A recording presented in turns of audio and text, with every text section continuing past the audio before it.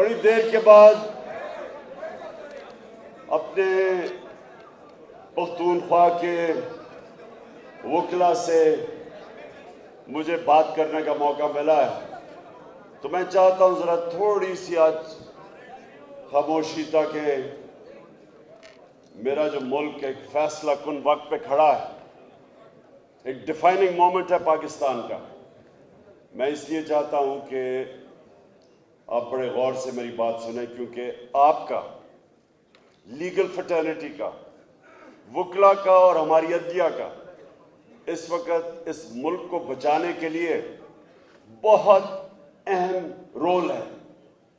اور اس لیے میں آج آپ کے پاس خاص طور پہ آیا، کیونکہ میں چاہتا ہوں کہ آپ نے سب کو، جو میں ابھی آپ کے سامنے باتیں کروں گا، آپ نے اس کو جہاد سمجھنا ہے، کیونکہ یہ جنگ ہے آپ کی، اس قوم کی حقیقی آزادی کی۔ ہم نے اس وقت صحیح معنی میں اس وقت کا مقابلہ نہ کیا جو ہمارے اوپر بیرونی سازش کے تحت جو ہمارے اوپر آ گیا ہے۔ تو میں آج آپ سب کو اور وکلا کو خاص طور پہ یہ کہنا چاہتا ہوں کہ ہماری آنے والی نسلیں ہمیں معاف نہیں کریں گی۔ اللہ ہمیں جج کرے گا کہ جس کو بھی جو اللہ دیتا ہے اسی کے اوپر آپ کا امتحان ہوگا۔ ایک غریب آدمی کا، ایک جو کہ صرف سارا دن کما کے اپنے بیوی بچوں کے پیٹ پالتا ہے، اس کا بڑا ہمارے مقابلے میں کم امتحان ہے۔ جتنا پیسے والا آدمی ہوتا ہے اس کا زیادہ امتحان ہے۔ اور اس ملک میں جج اور ہمارے وکلا کا، جدھر آج پاکستان کھڑا ہے، آپ کا بہت بڑا امتحان ہوگا۔ تو میں اس لیے آج آپ کے پاس آیا تھا کہ آپ کو پہلے تو آگاہ کروں۔ زیادہ تر آپ کو اندازہ ہے کہ کدھر پاکستان کھڑا ہے، لیکن میں صرف آپ کو شروع ادھر سے کرتا ہوں کہ میں نے 18 سال کی عمر میں انگلینڈ گیا کرکٹ کھیلنے کے لیے، پھر میں نے پڑھائی کی، پھر یونیورسٹی کی، اور پھر میں وہاں پروفیشنل کرکٹ کھیلتا تھا، گرمیاں ادھر گزارتا تھا، سردیاں پاکستان۔ تو میں نے ان کا سسٹم بڑے قریب سے دیکھا، اور ہمارا یہ جو سسٹم بنایا گیا ہے، جو ہم نے اپنا سسٹم انگریزوں سے اپنایا، جب ہم نے غلامی کی پاکستان میں تو 100 سال غلامی تھی، ہندوستان میں 200 سال غلامی تھی، تو وہ اپنا نظام چھوڑ کے چلے گئے۔ اس نظام کو میں نے بڑے قریب سے دیکھا، تو ان کا جو سسٹم ہے، یہ آپ نے بڑے میرے غور سے بات سنی۔ ان کا جو ڈیموکریٹک سسٹم ہے اور اس کو سپورٹ کرتا ہے ان کا جوڈیشل سسٹم، اس کی بنیاد ایک ہے، اور وہ ہے اخلاقیات، موریلٹی۔ جو ان کی جمہوریت ہے اس کی بنیاد رکھی ہوئی ہے موریلٹی کے اوپر۔ وہ ایک پارلیمنٹ کے پاس کوئی طاقت نہیں ہوتی، کوئی فوج نہیں ہوتی، ان کے پاس اخلاقیات ہوتی ہے۔ اور جب ایک ڈیموکریسی اپنی اخلاقیات کھو بیٹھتی ہے، تو ہم نے اپنے ماضی میں دیکھا کہ جیسی فوج ٹیک اوور کرتی تھی، ایک جمہوری حکومت کو ہٹاتی تھی، تو لوگ مٹھائیاں بانٹتے تھے، لوگ سیلیبریٹ کرتے تھے۔ کیوں کرتے تھے؟ کیونکہ جو ڈیموکریٹس تھے انہوں نے اپنی جو اخلاقیات چاہیے جمہوریت کے لیے وہ کھو بیٹھتے تھے، پیسے بنانے شروع ہو جاتے تھے۔ ساری حکومتیں جو پاکستان میں گئی ہیں وہ کرپشن پہ گئی ہیں۔ یہ پہلی دفعہ ہے کہ پاکستان کی ایک ڈیموکریٹک حکومت کو ہٹایا گیا ہے، کرپشن کے اوپر نہیں ہٹایا گیا۔ اس کی اکنامک پرفارمنس، آپ کو حیرت ہوگی یہ سن کے کہ پاکستان کے جو پچھلے 2 سال ہیں ہماری اکنامک پرفارمنس یہ دنیا ہماری تاریخ میں بڑے کم اس طرح کے 2 سال ہیں. 5.6% پچھلے سال, اور یہ جو 2022 کے سال پہ 6% ہماری اکنامک گروتھ تھی. یہ ہمارے بڑی کم دفعہ ہوا ہے.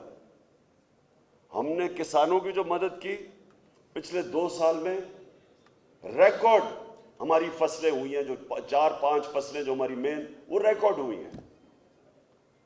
ہمارے ملک کے اندر ٹیکس کلیکشن, یعنی جو ملک تو چلتا ہے جتنا آمدنی ہو اس کی, ریکارڈ آمدنی ہوئی, ریکارڈ ٹیکس کلیکشن ہوئی. ہمارا جو بیرون ملک سے پیسہ ڈالرز آئے, پاکستان کی تاریخ میں اتنے ڈالر نہیں آئے. اور اس کی اصل وجہ ہمیں جو اصل مسئلہ پڑا ہوا تھا, جو پچھلے لوگوں نے ڈالرز کے قرضے لیے ہوئے تھے, ان کے اوپر سود دینا تھا باہر. اور وہ مشکل وقت ہم اس طرح برداشت کر گئے کہ بیرون ملک پاکستانیوں نے ریکارڈ ریمیٹنسز بھیجی. کبھی پاکستان کی تاریخ میں اتنا پیسہ نہیں آیا, اور ہماری ایکسپورٹس بھی ریکارڈ ہو گئی. کبھی پاکستان میں اتنی ایکسپورٹس نہیں. اصل میں ہمارا مسئلہ سب سے بڑا یہ ہے کہ ملک آگے اس لیے نہیں بڑھا, خوشحال اس لیے نہیں ہوا, اور ملک ہمارے سے آگے نکل گئے, کیونکہ ہم نے کبھی ایکسپورٹس پہ توجہ نہیں دی. تو ہماری حکومت نے ایکسپورٹس پہ ریکارڈ ایکسپورٹس کی. تو حکومت جب ہٹائی گئی تو پاکستان تو ایک بڑے مشکل وقت سے نکل کے آگے جا رہا تھا. جو کرونا, ایک صدی میں ایک دفعہ اتنا بڑا بحران آتا ہے جو کرونا وائرس کا آیا ساری دنیا میں, تو پاکستان تو وہ ملک تھا جو 190 ملکوں میں گنا جاتا ہے ٹاپ 5 ملک میں جنہوں نے سب سے بہتر کرونا وائرس سے ڈیل کیا.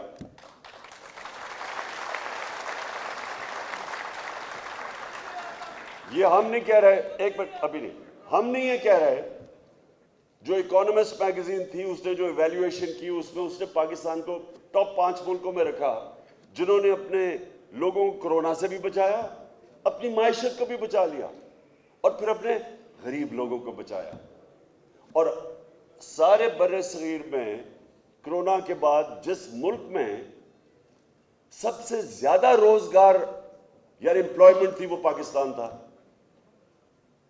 تو اس وقت جا کے سازش کے تحت حکومت کرائی گئی, اور یہ پہلی دفعہ ہے پاکستان کی تاریخ میں کہ جب ایک حکومت کو ہٹایا گیا تو بجائے لوگوں نے مٹھائیاں بانٹنے کے, کبھی پاکستان کی پبلک اس طرح نہیں نکلی سڑکوں کے اوپر, کبھی ایسے پبلک نہیں نکلی.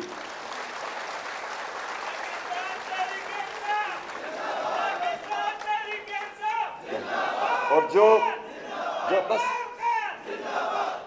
جو سازش کر رہے تھے, جتنے کھلاڑی وہ مل کے جو سازش کر کے حکومت کو گرایا, وہ خود دنگ رہ گئے, کیونکہ ان کو یہ بتایا گیا تھا کہ جناب یہاں تو مٹھائیاں بانٹی جائے گی. پبلک نکلی, عوام سڑکوں پہ نکلی, خود نکلی.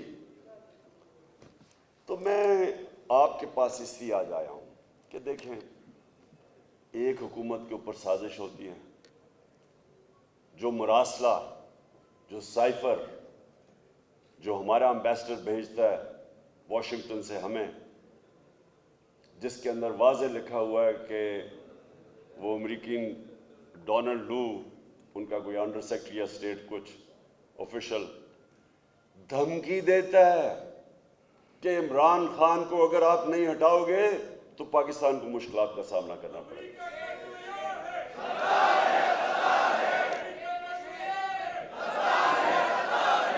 اور پھر کہتا ہے کہ اگر تم نے اس کو ہٹا دیا نو کانفیڈنس کے تحت تو ہم پاکستان کو معاف کر دیں گے. تو یہ میں ادھر سے میں آپ سب کے سامنے اس لیے یہ کہتا ہوں کہ میں نے تو دنیا دیکھی ہوئی ہے, میں جو انگلینڈ برٹش سسٹم سارا دیکھا ہوا ہے, میں تو وہاں جانتا ہوں کہ ان کی کیا ملکوں کی فارن پالیسی کیا ہوتی ہے. کسی ملک کی جرت ہے کہ آفیشل میٹنگ تھی, یہ ان آفیشیل میٹنگ نہیں تھی, نوٹ ٹیکر سے دونوں طرف منٹس تھے. جو مراسلہ ہے وہ آفیشیل میٹنگ کا ہے.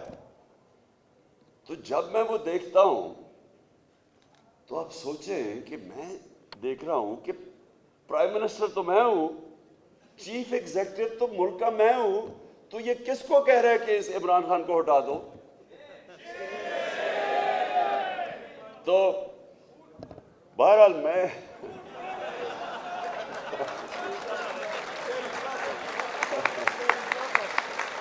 اور جب وہ یہ کہتا نا کہ اگر آپ اس کو ہٹا دو گے تو سب معاف کر دیا جائے گا, تو مجھے امیڈیٹلی پتا چل گیا کہ وہ معاف کس کو کریں گے؟ چیری بلاسم کو. کیونکہ چیری بلاسم نے تو وہی کرنا ہے جو ہمیشہ یہاں کیا گیا ہے. اس ملک میں 75 سال کی تاریخ میں 62 سال آدھا ملٹری ڈکٹیٹرز کے ہاتھ میں پاکستان چلا ہے اور آدھا یہ دو خاندان کے ہاتھ میں. 62 سال. ہمارا صرف 3.5 سال تھے. تو 3.5 سال میں ان کو کیا مسئلہ بنا؟ ان کا مسئلہ یہ بنا کہ میں نے ان کو کہا تھا کہ ہم دوستی سب سے کریں گے, ہم امن میں آپ کے ساتھ ہمیشہ ہوں گے, لیکن ہم کبھی جنگ میں آپ کا ساتھ نہیں دیں گے. اور وہ کیوں؟ کیونکہ آپ کو پختونخوا کو سب سے زیادہ پتہ ہے کہ جب ہم نے امریکنوں کی جنگ میں شرکت کر کے اور سب سے زیادہ جو تباہی ہوئی وہ پختونخوا اور خاص طور پہ قبائلی علاقے میں ہوئی, آپ نے سب سے زیادہ اس کا بوجھ برداشت کیا. پشاور کے اندر لوگ اسلام آباد جا رہے تھے, یا ایک ہی بزنس چل رہی تھی کہ لوگوں کو اغوا کر کے پیسے بنانا. آپ کو سب کو پتہ ہے کہ کیا ہو رہا تھا, بم دھماکے, سوسائڈ اٹیکس. تو کیا وجہ تھی؟ کیوں ہم اس میں شامل ہوئے؟ میں بار بار یہ پوچھتا رہا کہ یہ ہماری جنگ نہیں تھی. 9/11 سے ہمارا کیا تعلق تھا؟ لیکن دھمکی آئی تب بھی. جنرل مشرف کو دھمکی آئی وہاں سے. رچرڈ آرمیٹیج ان کو کہتا انگریزی میں we will bomb you into stone age. ہم آپ کو, اگر آپ نے ہمارا نہ مدد کی تو ہم آپ سے یہ کر دیں گے. اور مجھے یہ بھی افسوس سے کہنا پڑتا ہے کہ ہمارا جو اس وقت سربراہ تھا اس میں اتنی جرت نہیں تھی کھڑا ہونے کی اور کہہ کہ میں کیوں آپ کی جنگ میں شامل ہوں, میری تو ذمہ داری میری قوم ہے. اور یہی مجھے جب انہوں نے ایک دفعہ انٹرویو نے پوچھا کہ جی آگے امریکہ کو آپ بیس دیں گے, میں کیوں بیس دوں ان کو؟ میں کیوں ان کی جنگ میں شامل ہوں؟ مجھے 22 کروڑ لوگوں نے الیکٹ کیا ہے, میری ذمہ داری میری قوم ہے. 80,000 لوگ ہم آپ کی جنگ میں مروا بیٹھے ہیں, ہمارا لینا دینا نہیں تھا. آپ نے شکریہ تک نہیں ہمارا کہا, بلکہ افغانستان میں جو شکست ہوئی وہ بھی ہمارے اوپر ڈال دی. تو میں کسی سے یہ یاد رکھے, میں ساری دنیا جانتا ہوں, میں کوئی کسی سے جنگ نہیں چاہتا, ہم کسی سے برے تعلقات نہیں چاہتے, لیکن ہم کسی کی غلامی نہیں چاہتے. اور اب آپ کو پتہ چلنا چاہیے کہ غلامی کی آپ کو کتنی بڑی قیمت اٹھانی پڑی. پہلے ایک منٹ, ابھی نہیں.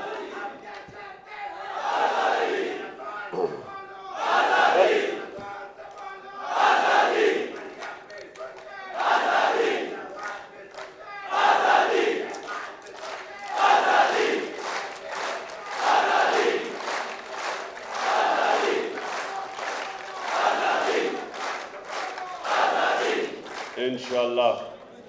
اب میں نے آپ نے میری بات سننی ہے, میں اب آپ کو کیا کہنے کی کوشش کروں گا. دیکھیں, ہمارے ساتھ ہندوستان آزاد ہوا, ہمارے ساتھ ہی آزاد ہوا.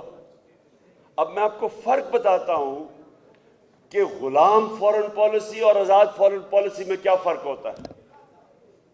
ہندوستان نے کبھی کسی کی جنگ میں شرکت نہیں کی, وہ بھی امریکہ کے ساتھ دوستی ہے اس کی. امریکہ نے ہندوستان کو اسٹریٹجک الائے بنایا ہوا ہے, لیکن وہ کبھی اجازت دیں گے کہ امریکہ جا کے ہندوستان میں کسی کے اوپر ڈرون اٹیک کرے؟ 400 ڈرون اٹیک کیے انہوں نے. یہ دونوں خاندان جب اقتدار میں تھے شریف اور زرداری, 400 ڈرون اٹیک کیے. یہاں آپ جانتے ہیں, آپ کو تو یہاں پشاور میں لوگ, کیونکہ ان کے رشتہ داری ہیں قبائلی علاقے میں, پوچھیں ان بیچاروں کے اوپر کیا گزری. ڈرون اٹیک جب اوپر سے 7,000 میل دور سے وہ جا کے بٹن دباتا تھا, کمپیوٹر گیم کھیلتا تھا, یہاں کوئی مرتا تھا, مرتے تھے لوگ, گاؤں کے اوپر بوم کر رہے ہیں اور ابھی پتہ ہی بھی نہیں ہے, اور یہاں سے آ جاتا تھا جی اتنے ملیٹنٹ, فورن ملیٹنٹ مر گئے. کسی نے کوئی تحقیقات ہی نہیں کی, کسی نے کبھی چیک کیا. وہ جب ڈرون اٹیک, میں نے تو تصویریں دیکھی ہوئی ہیں, گوشت کے ٹکڑے دیواروں پہ لگے ہوئے ہوتے تھے, پتہ کیسے چلا کون مرا نیچے. گاؤں کے اوپر اٹیک کر رہے ہیں, شادیوں پہ اٹیک کر رہے ہیں, جنازوں پہ اٹیک کر رہے ہیں. ایک باجوڑ کے مدرسے میں اٹیک کیا, 62 بچے مر گئے وہاں. تو یہاں کوئی اوپر بیٹھے ہوئے حکمران, ایک منہ سے آواز نہیں نکلی کہ یہ سارے, اور آپ وکیل ہیں, سارے انٹرنیشنل ہیومینیٹیرین لاز کی خلاف ورزی ہے. یہ کوئی دنیا کے اندر قانون اجازت نہیں دیتا کہ جج, جوری اور ایکسیکیوشنر بن جائے. کوئی کون سا قانون اجازت دیتا ہے کہ میں فیصلہ کروں کہ جی یہ دہشت گرد ہے اور میں اسے مار دوں. میں نے کئی دفعہ بولا ہے, میں نے کہا مجھے یہ بتاؤ, ہمارا سب سے بڑا دہشت گرد جس نے ہزاروں لوگوں کو قتل کروایا ہے وہ الطاف حسین لندن میں بیٹھا ہے, اگر ہم اس کے اوپر ڈرون اٹیک مار دیں تو اجازت دو گے ہمیں؟ اور اگر تو آپ یہی کہیں گے نا کہ نہیں جی ہماری عدالت میں جاؤ اور ثابت کرو وہ دہشت گرد ہے. تو میں کہا ہم, وہ انگریزی کا فریز ہے کہ are we children of a lesser God, کیا ہم کوئی وہ ہیں جو کہ آپ سے کم ہیں, یا ہم کوئی آپ کے غلام ہیں, ہم کیا ہیں؟ سو میری ایک سنیں ذرا, یہ بڑا امپورٹنٹ ہے کیونکہ میں چاہ رہا ہوں اس کے بعد کہ میری وکلا کمیونٹی کھڑی ہو میرے ساتھ. اور اس لیے دیکھیں میری بات سنیں. اب آپ کو میں بتاتا ہوں کہ ایک تو یہ کہ اب وہ ابھی نہیں میں ختم کر لوں. دیکھیں سنیں میری بات, یہ ضروری ہے آپ کے لیے کیونکہ میں خاص آپ کو پیغام دینے آیا ہوں, اور پھر جو میں اپنا اگلا لائے ملا اس کی تیاری آپ کو کروانے آیا ہوں. دیکھیں ایک تو جنگ میں 80,000 لوگ برباد بیٹھے, قبائلی علاقہ تباہ ہو گیا, $100 ارب سے اوپر اس قوم کے پیسہ چلا گیا, انویسٹرز نہیں آتے تھے, روپیہ ہمارا آدھا ہو گیا, یعنی روپے جو اسی دور میں ہماری کرنسی آدھی ہو گئی, اس کی قیمت اس کا ویلیو آدھا ہو گیا. کسی نے ہمیں شکریہ نہیں کیا کیونکہ اوپر غلام بیٹھے ہوئے تھے, وہ پہلے گرے ہوئے تھے پیروں میں. کسی نے پروٹیسٹ نہیں کیا, میں اکیلا, آپ کو یاد ہوگا میں نے دھرنے دیے, میں نے نیٹو کا سپلائی بلاک کیا ڈرونز کے اوپر, میں نے وزیرستان مارچ کی. ایک دفعہ ان دونوں غلاموں سے, یہ جو پیسے کے غلام ہیں, انہوں نے ایک دفعہ اس کے خلاف بات نہیں کی. اسی لیے ان کو پھر سے لے کے آئے ہیں کیونکہ انہوں نے ہر بات ان کی ماننی ہے. اب میں روس گیا, وہاں جا کے ہم نے ان سے نیگوشیٹ کیا کہ 30% کم پہ وہ ہمیں تیل دینے کے لیے تیار تھے, اور ہم نے گندم 30% کم ان سے گندم لینی تھی کیونکہ ہمیں 30 لاکھ ٹن گندم اور لینی ہے. ہندوستان نے اسٹریٹجک ایلائی ہے, امریکہ کا اسٹریٹجک ایلائی ہے, کوڈ کا حصہ ہے. تو ہندوستان جو کوڈ کا حصہ ہے وہ سستا تیل منگوا رہا ہے روس سے, اور اس نے $25 اپنے تیل کی قیمت کم کر دی ہے, پٹرول کی اور فضل الرحمان کی قیمت کم کر دی ہے.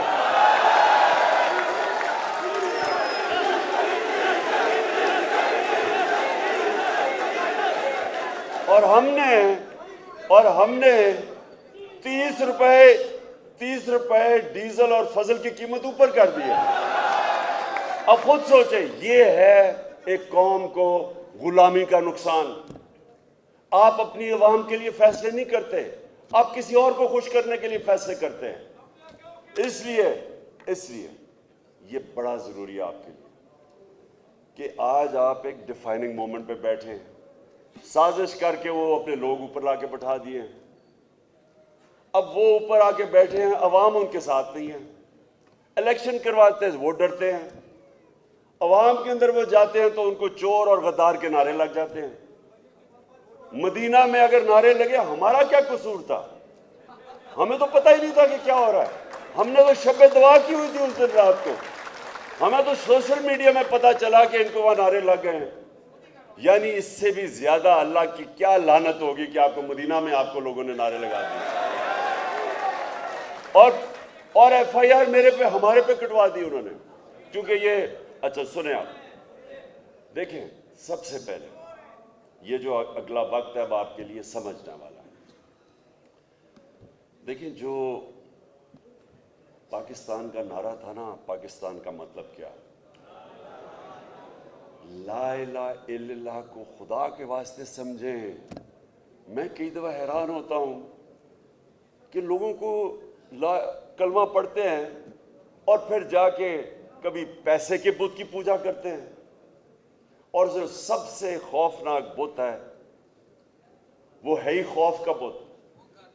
جب آپ ڈر جاتے ہیں, جب آپ کسی وجہ سے اپنی آزادی کے لیے نہیں کھڑے ہوتے, جب آپ اپنا جی میرا رزق نہ چلا جائے, یہ بہت بڑا خوف ہے, میری نوکری نہ چلا جائے.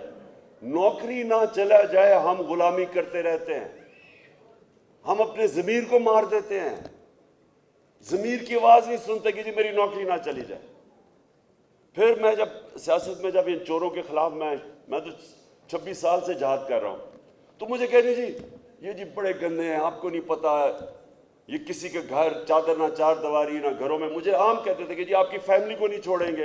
انہوں نے تو بے نظیر اور اس کی والدہ کی بری تصویریں انہوں نے لاہور کے اوپر پھینکی ہوئی ہیں. یہ تو رکتے کسی چیز پہ نہیں ہے, اور اس میں کوئی شک نہیں.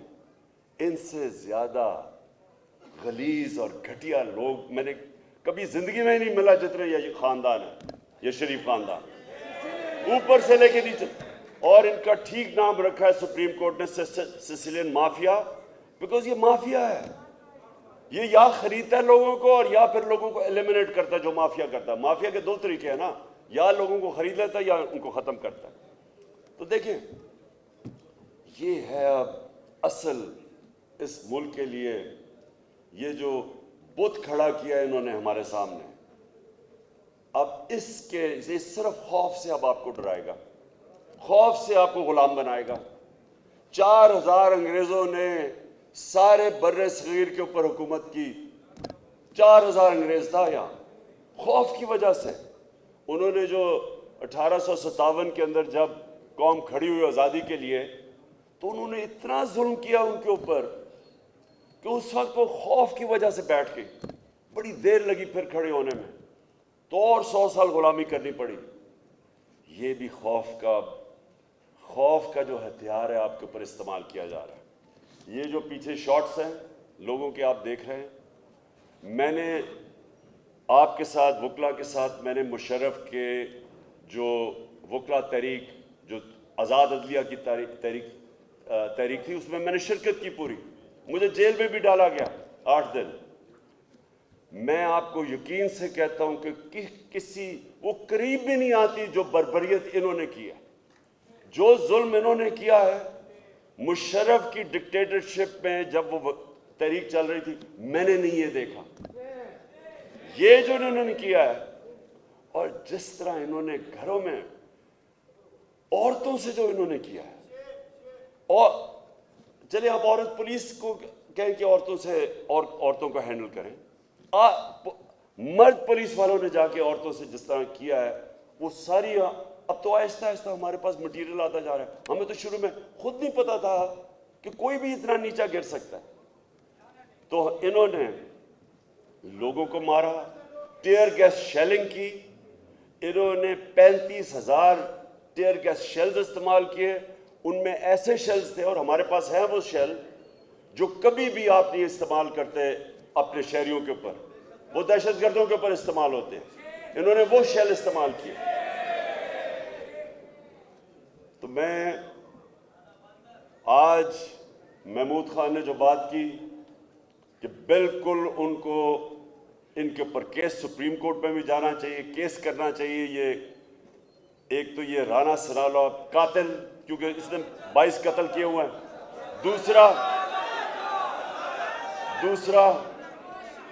دوسرا یہ چیری بلاسم ہے. اور جتنا, ایک اور چیز سن لیں, جتنا بزدل آدمی ہوتا ہے اتنا ہی ظالم ہوتا ہے. یہ میری زندگی کا تجربہ ہے, بزدل آدمی ہوتا ہی ظالم ہے. یہ شہباز شریف نے 97 اور 98 کے بیچ میں کوئی ریکارڈ لوگ مروائے تھے پولیس مقابلے میں.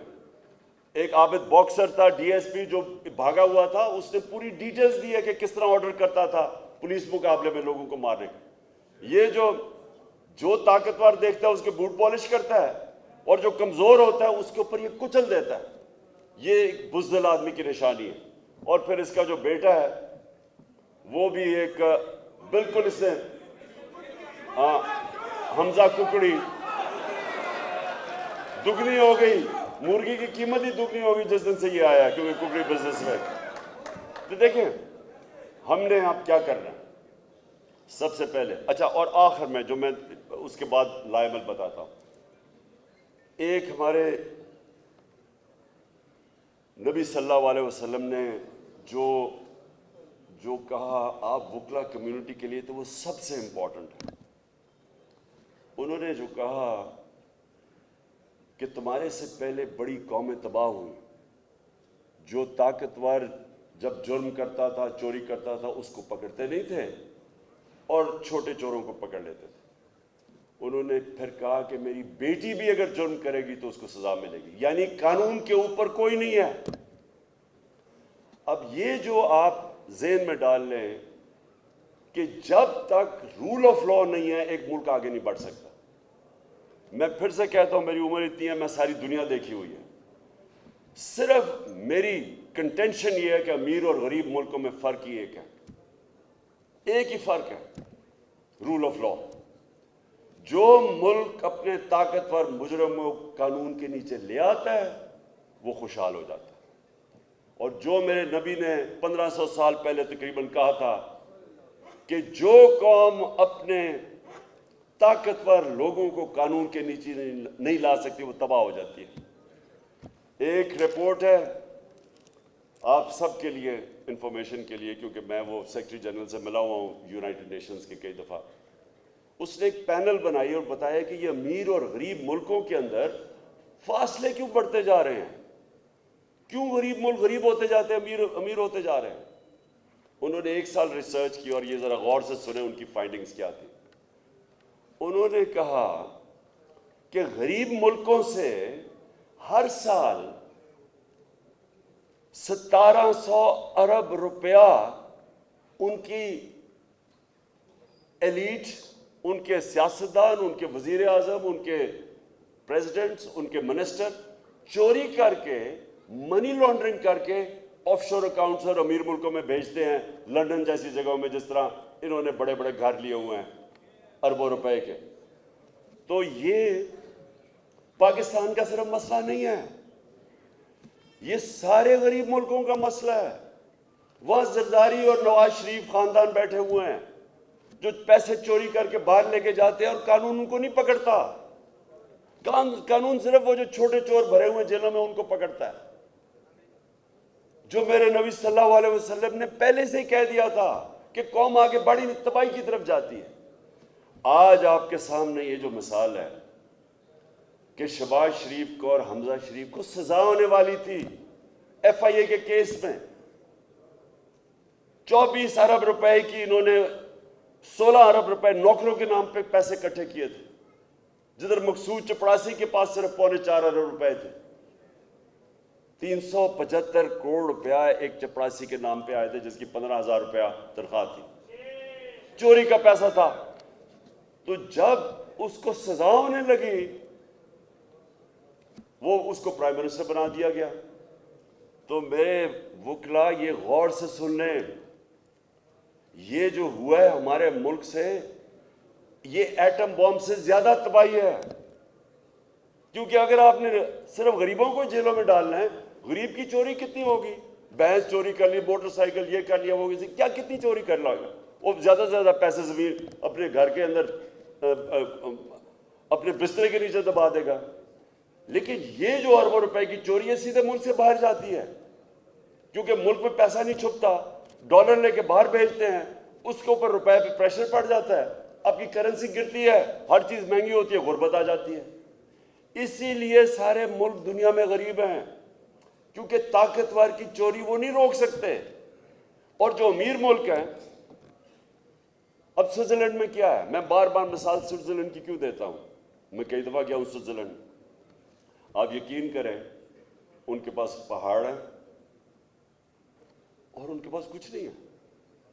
میں آپ کو یقین دلاتا ہوں کیونکہ میں سوئٹزرلینڈ بھی گیا ہوں اور میں سارا اپنا یہ پختونخوا کے اور ناردرن ایریاز دیکھے ہوئے ہیں. جو خوبصورتی اس اللہ نے اس ملک میں پہاڑوں کی خوبصورتی دی ہے میں نے دنیا میں نہیں کہیں دیکھی. لیکن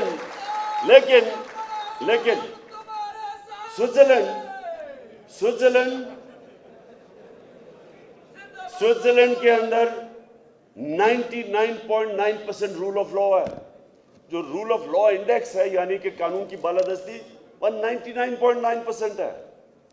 اور آپ مسلمان ملکوں کا دیکھیں جو کہ ہم ہیں اس عظیم نبی صلی اللہ علیہ وسلم کی امت جن کا حکم ہے رول آف لا قائم کرو, مسلمان ملکوں کا 20% سے بھی کم ہے رول. اور یہ جو کرنے جا رہے ہیں آپ, یہ جو چور اوپر بٹھا دیے ہیں, یہ رول آف لا کی دھجیاں اڑیں گی. آپ پہلے آتے ساتھ ہی ایف آئی کے وہ آفیسرز کو ریموو کیا.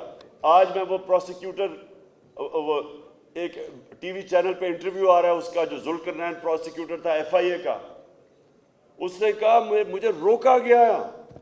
ابھی ہماری حکومت ہی, سوچیں حکومت میری ہے اور پروسیکیوٹر کو روکا گیا شہباز شریف کے کیسز کے اوپر. اس نے انٹرویو دیا. ابھی کس نے روکا اسے؟ میں چیف ایگزیکٹو تھا, یہ روک کون رہا تھا اس کو؟ اس کو روکا گیا, ان کے اوپر کیس نہیں کرنے دیے, ان کو بچایا گیا اور پھر ان کو اوپر مسلط کیا. اور اس نے اوپر آ کے کیا کیا, سب سے پہلے ایف آئی اے کا صفایا کیا.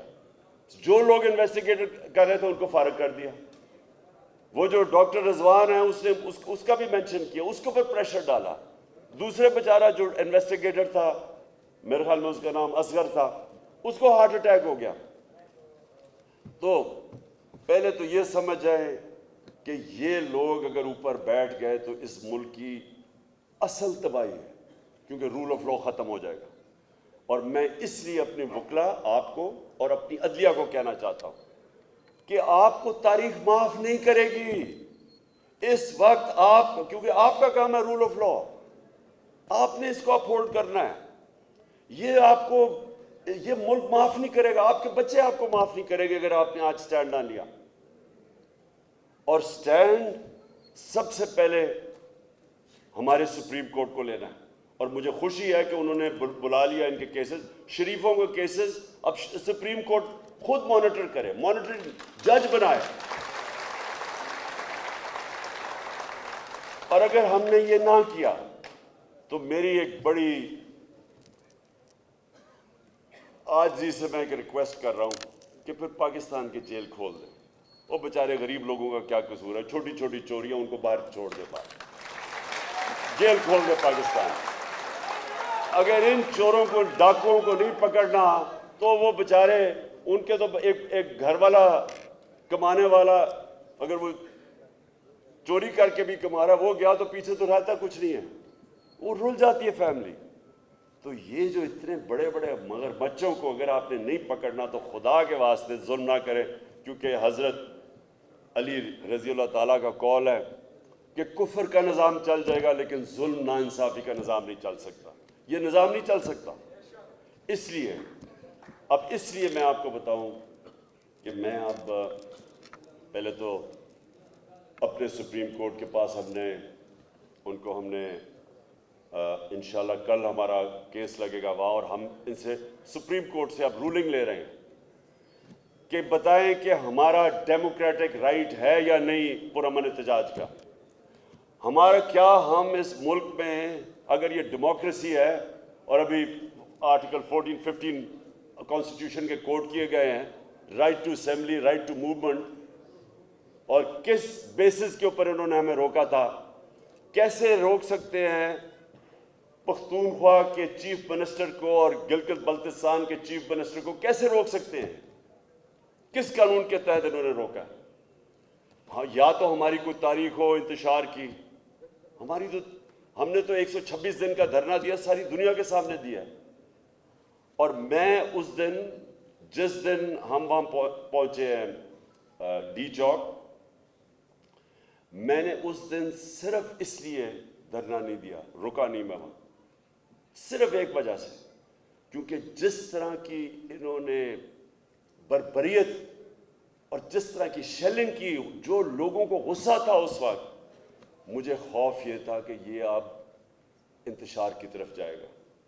انہوں نے وہاں لڑائی ہونی ہے، وہاں خون ہونا ہے، لوگوں نے مرنا ہے، پولیس کے خلاف مزید نفرت بڑھے گی، پولیس کے خلاف اور جو انہوں نے پنجاب پولیس سے کروایا اس کے خلاف نفرت بڑھے گی، فوج کے خلاف، کیونکہ رینجرز نے بھی وہاں شیلنگ کی تھی.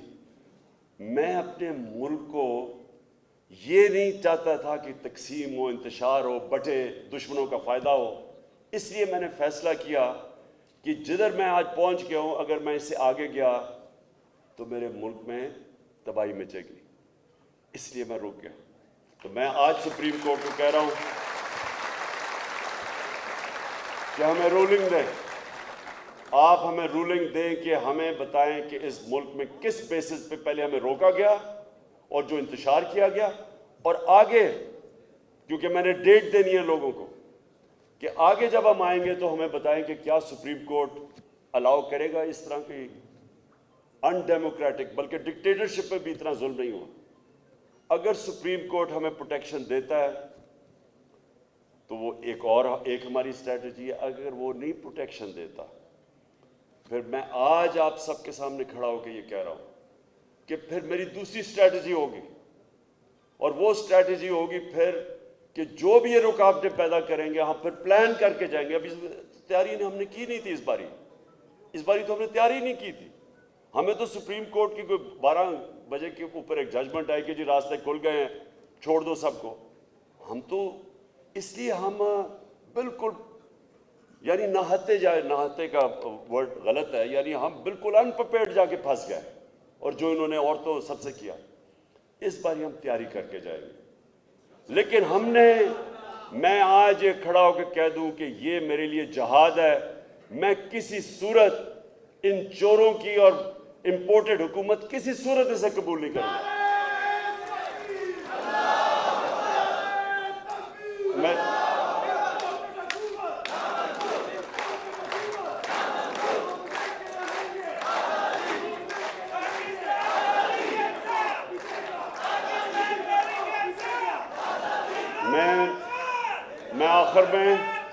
آخر میں ایک چیز ضرور کہنا چاہتا ہوں کہ جو اس وقت ہو رہا ہے لاہور ہائی کورٹ میں، جو پنجاب کی حکومت میں ہو رہا ہے، میں اپنے عدالتوں کو کہتا ہوں کہ یہ بالکل انکانسٹیٹیوشنل ہے. بچانے کی کوشش کی جا رہی ہے ایک چیف منسٹر کو جو میجورٹی کھو بیٹھا ہے جب وہ ڈسکوالیفائی ہوا تھا، اور الیکشن کمیشن کو. یہ ساری قوم آپ کی طرف دیکھ رہی ہے. لوگ انصاف چاہتے ہیں. لوگ چاہتے ہیں کہ پنجاب کے اندر یہ جو آپ نے یہ حمزہ ککڑی کو بٹھایا ہوا ہے اس کو ہٹایا جائے، رولنگ دے، ڈسکوالیفائی کریں، اور ایک ہی طریقہ اس ملک کو اس بحران سے نکالنے کا فری اینڈ فیئر الیکشنز کے بعد. پاکستان زندہ باد.